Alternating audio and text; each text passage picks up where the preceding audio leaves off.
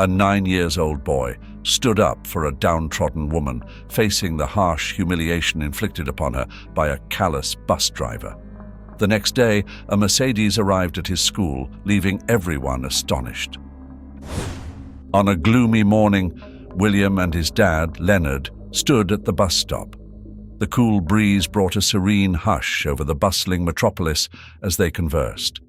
Leonard, particularly focused, imparted his final guidance to his son since he couldn't accompany him to school due to a crucial job interview. "You recall what I told you, right, son? I won't be able to walk you today as I have an interview lined up. Remember to alight at the stop close to your school, as we discussed, all right? It's a big city, so stay vigilant. We don't want you getting lost," Leonard conveyed, a blend of concern and assurance in his tone. The 9-year-old boy, displaying a hint of independence, reassured his father with determination. "I'm 9 now, Dad. I've got this," he declared, though his smile betrayed his nerves about his first solo commute. With a proud yet emotional smile, Leonard tousled his son's hair. It marked a moment of maturity, a poignant goodbye to childhood. "That's my boy," Leonard said, his voice steady, masking his emotions. The bus rolled in with a deep rumble, its large metal body swallowing and spitting out passengers. "Look, the bus is here," Leonard announced, helping the youngster aboard. With a tight hug, they bid farewell, promising to reunite later. William boarded, paid his fare, and greeted the driver with a shy, "Good morning." Watching the bus depart, his mind oscillated between interview anxieties and hopes for his son's day. Seated in a corner, William settled in as if it were his own universe. Peering through the window, he observed the people, streets, and grey sky, lost in childish musings. The city passed by, its colours faded, accompanied by murmurs of conversation and engines. Yet, what seemed like an ordinary day was poised to become a journey of discovery and challenge. As the bus rumbled forward, William couldn't fathom the surprises looming ahead. This day was bound to steer his life down an unforeseen path, one of those rare moments that shape our character and destiny. Little did he realize that his capacity for empathy would face a trial. At a bustling station, the bus halted, welcoming a stream of passengers. Amidst them, one figure stood out conspicuously. A woman, her countenance etched with anxiety, boarded the bus. Her eyes darted restlessly, scanning the surroundings as if in perpetual search. They mirrored a tangible fear and profound worry, leaving an impact on all who caught her gaze. She seemed out of place, carrying an aura of despair that enveloped her like an invisible cloak. It was her turn to go in, but she was stopped at the turnstile because she hadn't paid the fare. With hesitation, she mumbled to the driver that she didn't have the money for the ticket. Her voice was shaking, and it was clear how stunned and embarrassed she was by the situation. The driver, who was clearly not on his best day, exploded into outrage. His words were harsh and cruel. "What do you mean you have no money? Then what the hell are you doing here? Get off, girl, get off my bus." The way he raised his voice and the brutality of his words resonated throughout the vehicle, attracting curious and embarrassed looks. The woman, visibly humiliated, began to beg, trying to explain her need to get to her destination and promising, with painful sincerity, that she would come back to pay. "Sir, I swear I'll come back to pay you." But the driver was merciless, hurling accusations and unfounded judgments at her, further aggravating her humiliating situation.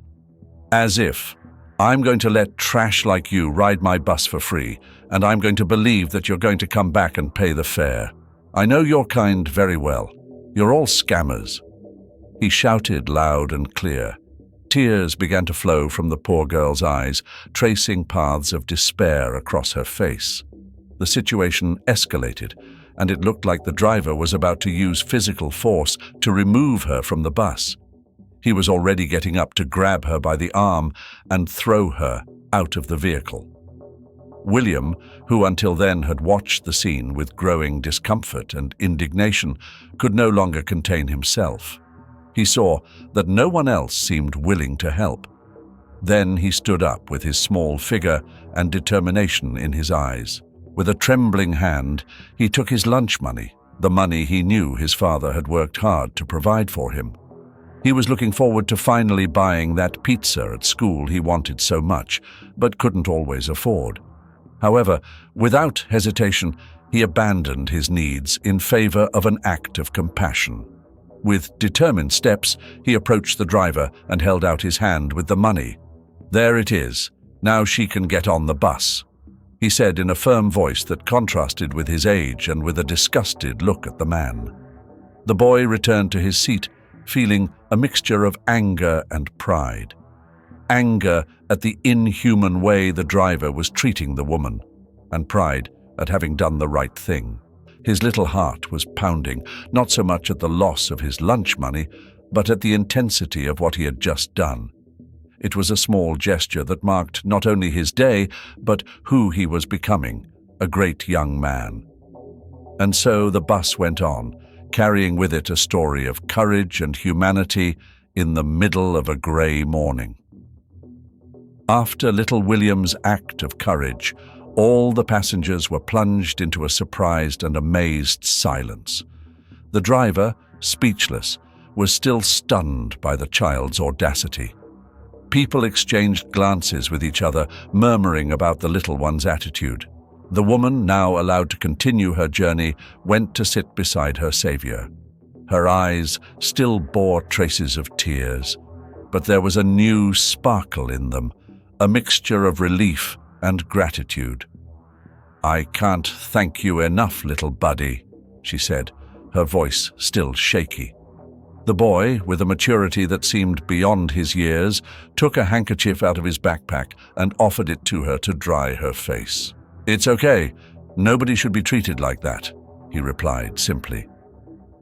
The little boy then shared his own experience with the driver, recalling a day when his father, Leonard, was 10 cents short, and how they were scolded, humiliated by the heartless man, and forced to get off the bus and walk all the way home.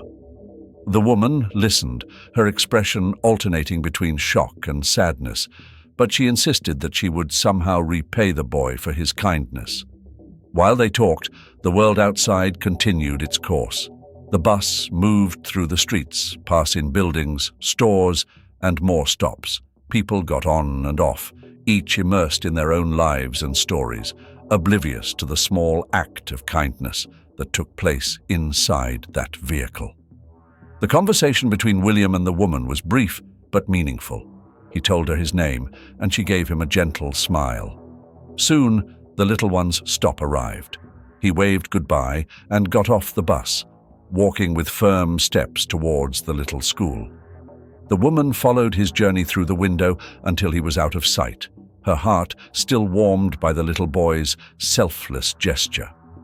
But as William walked away, completely oblivious to the impact of his actions, the girl remained on the bus, staring at him. No one there could have guessed who she really was. She wasn't just a figure in trouble, a poor homeless woman, or a scammer, as the driver had suggested. Her true identity was something that would leave everyone, especially the driver and William, completely petrified of the events that would follow. And so, as the bus went on its way, each passenger took a piece of this story with them, not knowing how extraordinary it would become. The boy spent the day at school with an empty stomach, remembering the pizza he had so long to buy. Despite his hunger, he didn't regret his attitude because he knew it was the right thing to do. When he returned home, he shared the story of the bus with his father. Leonard listened attentively, and his eyes shone with a mixture of pride and emotion. "Your mother would be very proud of you," he said, his voice carrying a sweetness tinged with sadness. The man hugged his son tightly and then opened his wallet, giving him $10. "Here, son, For you to buy that slice of pizza tomorrow, and there'll still be some money left for the other days," said his father. William jumped for joy, hugging him in gratitude, and Leonard continued, "You see, buddy, good things are always rewarded." He tried to keep his tone light and hopeful, even though he knew that that money was precious. However, they both had no idea how great the reward that was yet to come would be. The next day, Leonard took William to school. Unfortunately, the man had been told that he hadn't got the job as a delivery man because he was considered older than the other candidates, even though he was only 37.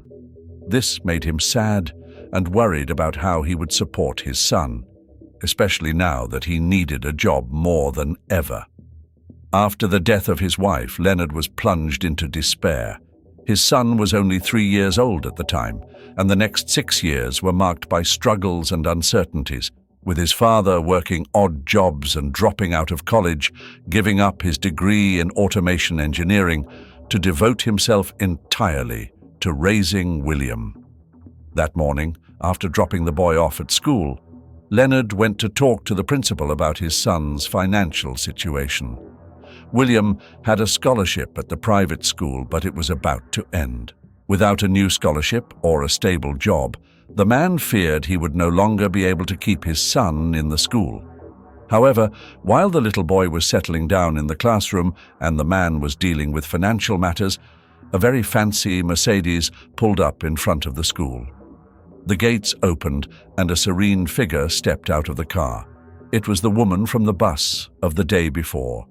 The woman who got out of the luxury car was the embodiment of elegance and mystery. Her elegant figure and sophisticated clothing caught everyone's attention at school, contrasting with the desolate image she presented on the bus. She walked up to the reception desk with an aura that swung between authority and gentleness, attracting looks of admiration and curiosity. When she asked about William and where he lived, there was an urgency in her voice, a need to connect with the boy who had shown her that unexpected kindness. The school, protective of its students, was obviously hesitant as they didn't know what a stranger wanted with him, but the coincidence that Leonard was there dealing with financial matters made the meeting easier. "You're lucky, his father is here. Do you want to talk to him? Because we can't give you any private information about our students," said the employee, noting the importance of the request. "Yes, please, call his father. I'll be waiting," the woman asked, with the politeness of a princess. A few minutes later, Leonard, with an expression of concern and curiosity, was led up to her. When he saw her, his mind spun in disbelief. She was stunning, with a beauty that seemed to illuminate her surroundings. "Mr. Leonard," announced the receptionist, "this woman said that your son helped her on the bus yesterday and wanted to talk to you." The man's heart beat faster, not only because of his surprise, but also because he remembered William's story about the poor woman on the bus. It didn't make sense because he thought it was a homeless woman, not the goddess he was seeing in front of him. She introduced herself. "Hello, Leonard. My name is Lialia," and began narrating her interaction with the little boy, expressing her gratitude and admiration for him. Her words were like music to the father's ears, who listened attentively, each sentence boosting his paternal pride. He was a real gentleman, offering me a handkerchief and paying for my ticket. "Such a young boy with such a big heart," she said with emotion in her voice. The two left the reception and went to talk in the school garden, where the conversation flowed naturally in that quiet, welcoming space. As they walked, the woman shared more about her intention to help the little boy. She spoke about the importance of education and how moved she was by the situation of Leonard and his son, as the receptionist had told her about them while she was waiting for him to arrive. "It's hard to find such kindness and courage these days. Your son is really special and you're an incredible father for raising him like this," she said, looking into his eyes. Then Lialia made the offer that would change their lives. "I'd like to pay for your son's education. It's a small way of repaying the great kindness he has shown me." Leonard was speechless. His mind struggled to process the generosity and the impact it would have on his and William's future. The man tried to refuse the offer, moved by surprise. "No, I can't accept it. It's too much," he said, but the woman insisted, her determination evident in every word. "Please, Leonard, I insist. You deserve it." Overwhelmed by emotion and gratitude, that father finally gave in. Tears began to stream down his face as he fell to his knees on the garden lawn. Thank you so much," he murmured over and over again, each word a sigh of relief and joy. In the middle of that garden, among the flowers and under the open sky, a simple act of kindness had unleashed a wave of generosity and hope that would transform their lives forever. The two of them sat on a bench under the shade of a tree. The atmosphere of the school enveloped them in a welcoming calm. The woman began to tell her story, and each word revealed a reality that sounded more extraordinary than any fiction. Lealia Richter was the daughter of a luxury car magnate, August Richter, and the previous morning, just before sunrise, she had been the victim of an attempted kidnap. She described how, by a stroke of luck and determination, she managed to escape from the car in which she was captured, running desperately through the city, when she was already far away but still fearful of being found. With the crowd whacking up to work, she got on the first bus she saw, without any money or belongings. The anguish and fear were evident in her voice as she recounted the despair of that moment. Leonard listened, each word painting a clearer picture of the woman in front of him. When William helped her, she mentally recorded the location of the school, determined to find a way to repay his kindness. As she stepped out of the car, aided by a kind stranger, she dialed her dad, who promptly came to her rescue. The crooks were nabbed later thanks to the city's surveillance, and she was now out of harm's way. Leonard found the tale both bewildering and awe-inspiring. Destiny had intricately linked his son's life with hers in a profound manner. While they conversed, Leonard's son dashed to the playground and stumbled upon his father and Lealia. His face lit up with astonishment and happiness at the sight of her. "Hey, you're the girl from the bus!" After hearing the entire ordeal, the boy was dumbfounded, realizing the impact of his actions in saving her. She invited them to a diner, promising the boy his long-craved pizza. William leapt with joy, and she chuckled, charmed by his innocence and happiness. After their first encounter, a real friendship blossomed between them. The lady paid frequent visits, bringing a fresh sense of kinship and happiness to William and Leonard. Upon learning of the man's interrupted education, she appealed to her father, who then provided him with the chance to finish his studies and work as an engineer at the posh car company. Their lives took an unexpected turn, completely transforming due to a simple act of kindness on a bus. As time passed, Leonard and Lealia fell in love, and William finally found the mother figure he had longed for. Together, they formed a tight-knit family, bound not just by love, but also by the understanding that kindness and empathy can wield extraordinary power. Their tale demonstrated the power of a simple act of kindness to ripple through lives, touching souls and reshaping fates. Thus, thanks to the compassionate gesture of a young boy aboard a bus, the trajectory of one family's existence altered, blooming into joy and affection. If you enjoyed this narrative, I'm confident the subsequent video appearing on your screen will also tug at your heartstrings. Remember to subscribe, like our video, and hit the notification bell to stay tuned for our future releases. Thumbs up, and don't miss out on what's next. Join us for another heartwarming story.